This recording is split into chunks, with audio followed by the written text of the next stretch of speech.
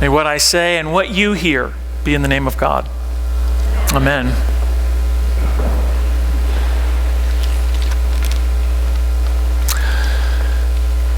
The issue in the gospel today is really not one of money, it's one of character.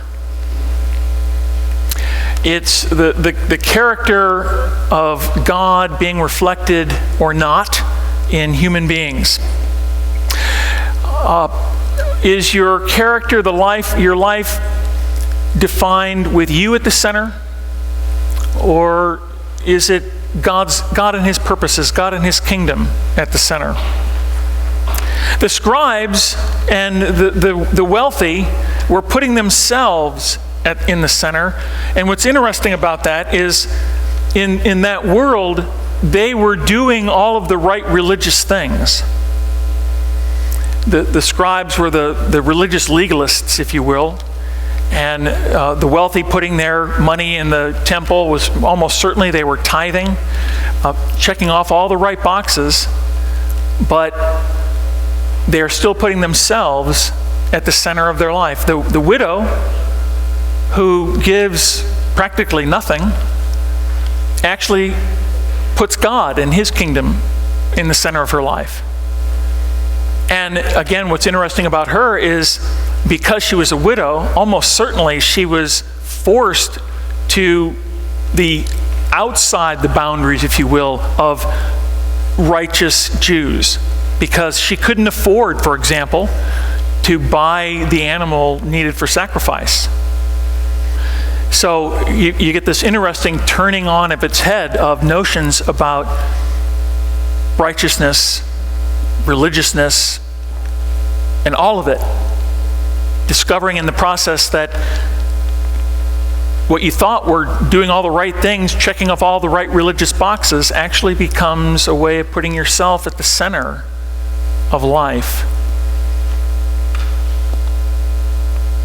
Perhaps for us, it's going to be a matter of focus, of learning how to refocus our lives so that we're taking ourselves out and putting God and his purposes in. This past week, or week ago, was the 4th year, I think I'm right about that, the 4th year that I played my alter ego, Darth Vader. And kids had their picture taken with Darth Vader, about 160 photographs, probably 300 kids. And I only do this once a year, so every year I seem to get something wrong. And the last couple of years I've not been happy, and the photographs just seem to be ever so slightly out of focus. And this year I decided, well, I'm gonna set it all up in advance, and I'm gonna figure this out. So I got the reception room all set up, the green screen, all the lights and everything, and I donned the Darth Vader gear and set the camera up so that it would, for like a selfie, you press it and it waits until you get in front of it. So I did that, and then of course the camera would focus on Darth Vader, take the picture, and they still weren't coming out very well. And then I had the idea of having Carolyn get into the picture and stand a little bit closer to the camera than I would actually stand as Darth Vader. And in the process of doing that, fiddling with the camera, created a focal point with a depth of field that brought everyone into focus. And I thought, well, that's a metaphor. When I put myself at the center of the photograph, it never comes out. But when I take myself out of the center, suddenly everything is working.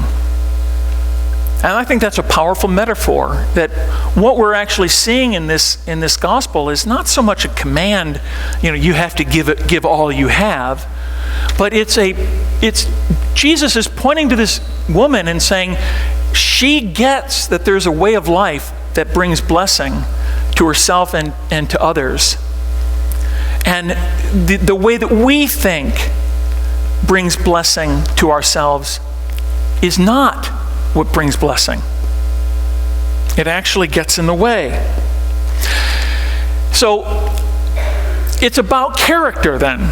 and focusing our lives in such a way that the character of God and his purposes come through. And here's a way of sort of refocusing or taking stock of your life and using a set of questions to help you think about getting yourself out of the center and putting God and his purposes in it. And the questions are kind of obvious. I mean, the first one is, what will be the center of my life? And, truth be told, for all of us, it can be any one of a number or combination of things. It can be career, it could be sports, hobby, making money, having fun, whatever. And none of those things are bad, by the way. I mean, God wants us, I think, to have a rewarding career. He wants us to feel that our lives are meaningful. God is certainly not opposed to our having fun, nor is he opposed to making money. I mean, he created all of that after all. It's just that those things make poor centers for life. That's the problem. The thing is, we live in a world and a culture which puts a premium on putting yourself in the center. Puts a premium on getting what you can out of life. It's like the words of Polonius, the advice of Polonius in Hamlet still ring true. To thine own self be true. And you know what the problem with that is? The problem with going through life following the desires of your heart to try to be true to yourself. What if the self that you're trying to be true to is the self that wants to swindle everyone you meet? I mean, after all, isn't that one of the things that was revealed in the financial crisis 7-8 years ago? That there were plenty of people who were being true to themselves and being false to everyone else. There's a way of life that brings blessing, and there's a way of life that brings death. I'm prone as anyone else, by the way. I'm as prone as anyone to thinking, I'll be happier if I just have this or have more. But, when I'm honest with myself, everything I gets old, it breaks, it becomes outdated. When I bought my SUV, that was great. This past week, dropped $1,000 on it, needed new tires, needed new brakes, that's the way life is. The things that I thought were going to make me happy turn out to be a burden. Right? When I put that at the center of my life, put having things and acquiring things in the center of my life, I'm actually moving way outside the boundaries of blessing. I think the words of Paul in Philippians are as true today as they were when he wrote them. Philippians chapter 3, verse 7. I once thought all these things were so very important, but now I consider them worthless because of Christ. So what is the center of my life? Another question is to ask, what will be the character of your life? My father, he worked for General Electric his whole career. He was a financial analyst, and he used to tell me stories about working at GE. And one story that I remember very well was he was at a training session with a bunch of managers, and there was a rabbi there who was there to talk to them about ethics in business. And the way this rabbi approached the topic was to say to the managers, there's one question that you need to ask yourself. The answer to it will determine whether you are going to live your life and function in your career in an ethical way or not. And the question was simple. How do you want to be remembered? Do you want to be remembered as someone who swindled everyone that every chance you got? Or do you want to be remembered as someone else? And that, I think, is a powerful question. When we ask, what will be the character of my life? One way to get at the answer to that is to be focused on the destination of life, Not just our life, not just your life, but of life in general, of all people's lives and of all creation. And I have a theory. When we see the destination of life as escaping this world and going to heaven when we die, then what we end up with is a sort of detached spirituality that, really doesn't seem to have a whole lot to do with life in the real world. And so there's a certain sense in which, and I think this is true of Christians and people outside looking in on Christians, there's a certain sense that if you're spiritual, you've got your head in the clouds. Which means, of course, that you're really of no good here on earth because you're thinking about somewhere else. And of course, the Bible doesn't teach that at all. When we have this dualistic view of the world where we separate the material and the spiritual, that's what we end up with is a detached spirituality that has no relevance to real life. But what is in fact the destination of all creation from God's point of view? And N.T. Wright, in his book, After You Believe, and I think that's an interesting title, by the way, because it comes after Simply Christian and Surprised by Hope. The point of After You Believe is he's talking about a way of embracing the Christian life and living a Christian life, not to get God to love you, but in response to the love and mercy and forgiveness of God. After you believe, here's a way of living. And one of the things he describes in that book is the importance of keeping the destination in view. Here's what he says.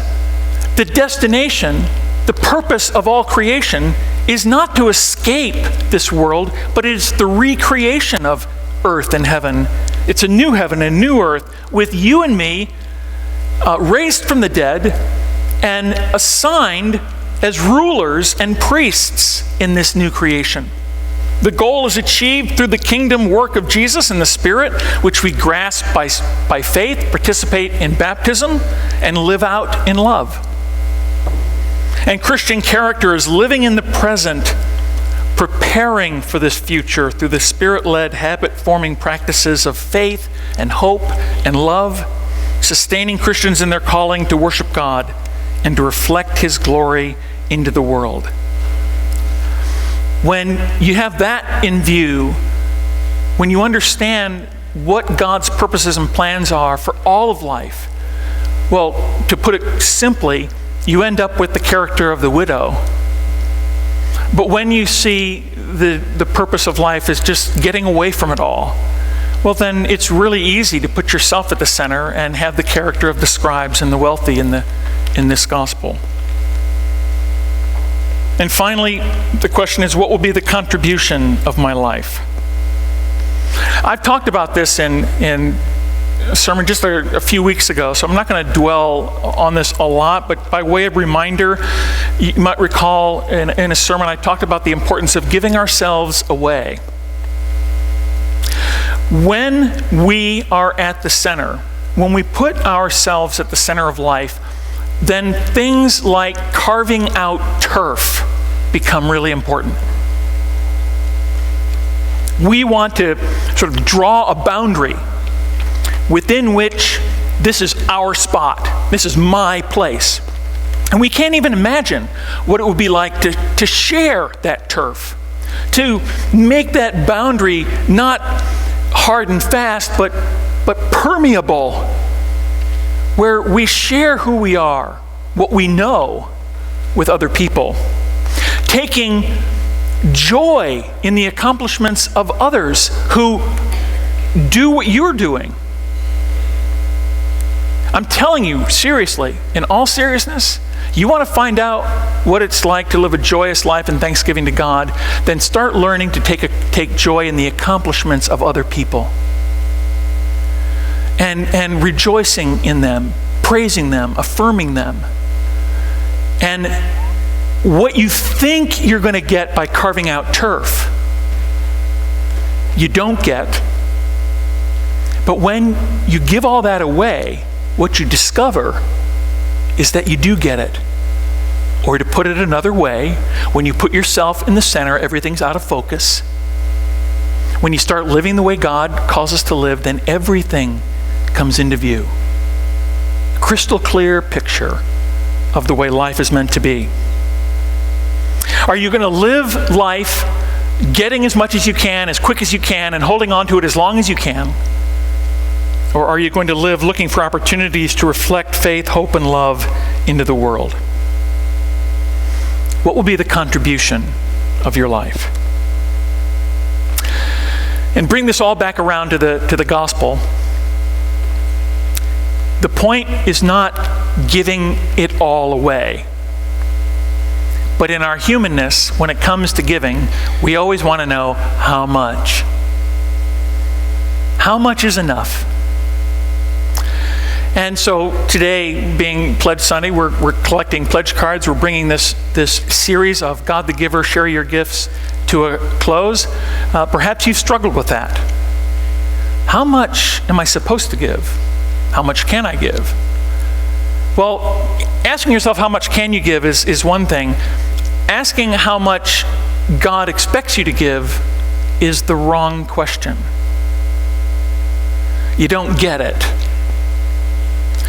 Because what happens when you look at things that way, what you're doing is taking what is intended by God to be an invitation to live life to the full and turning it into a legalism. As if I give the right amount, then I'm in, like the religious people in the gospel. Okay, thank you for playing. That's not the way to look at it. It begins with being grasped by the truth that you are saved by being forgiven, not by being good. That Christians are not people who try to be good, and if they're good enough, they go to heaven. Christians are people who know they're not good enough, they're saved by being forgiven, and in joyful, free, and loving thanksgiving in response to that, then the questions of character become meaningful. It's in response to the living God who loves you beyond your wildest imaginations, who forgives you for everything, and who has paved the way for you to join him in his plan for the whole world. When you're grasped by that, then you can ask, what will be the center of my life? What will be the character of my life? What will be the contribution of my life? Amen.